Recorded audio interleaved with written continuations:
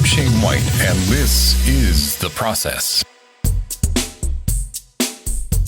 Hey gang, Shane Patrick White here with another edition of The Process. On today's vlog, I want to talk a little bit about what I'm doing.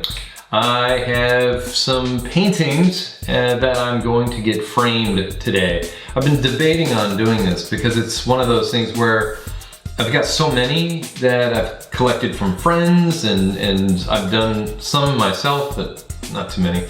I want to frame them, but the expenses of framing are just astronomical. And so I started looking into framing myself, like getting all the supplies, creating the space, and then I started getting depressed about it because it's a really involved process, and it's like, if you have your, way about it, it's like, would you rather create art or would you rather frame art? So, I don't know, it's one of those things, it's like, well, you're just gonna have to be patient and to be able to see all the art on the wall at some point. So I'm just picking a few select pieces and I'm gonna go get those framed. Today's cool thing is Scott Robertson. His design studio press also has a book called How to Render. You might have seen another video where I talk about his other book, How to Draw. This one is How to Render. It's a fantastic book. I don't know if I've actually read all the way through it. I've made a habit of reading all my books, and I think this was one of the books that I had not gotten through before the move into our new house about 3 or 4 years ago. So I can't wait to dig deeper into this, but I have read a couple chapters of it already and I'm super excited. It's one of those books that you want to keep at your drawing table or your computer workstation to just reference and try things as you read. So it's like one of these things, you read a little bit, you do some work, and try out the theories and the processes that he comes up with. So definitely check this out, it's well worth it.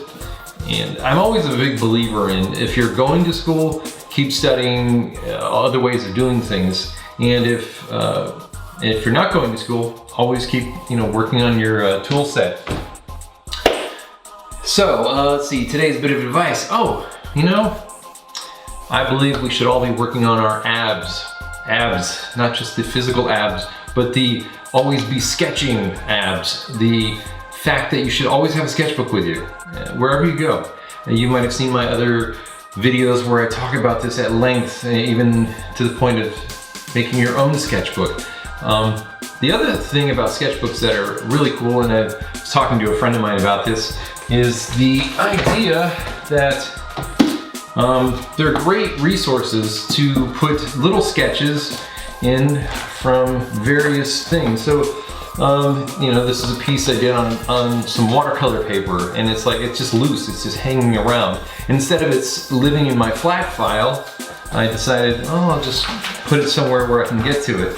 So I'll show you some other pieces. So yeah, here's several pieces. Like sometimes I'll put stickers, and sometimes I'll draw on like strips of bark and just want a place for it to live. So I collect everything into a sketchbook.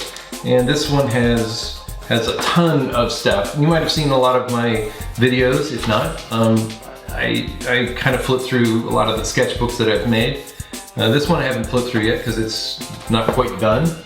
But yeah, I plan on taking stuff like this. This is one of those pieces of canvas paper that I painted on.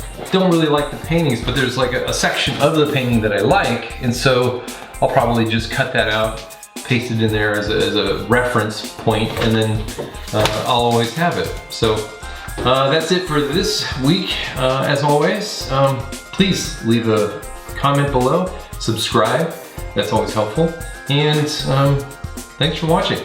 Take care.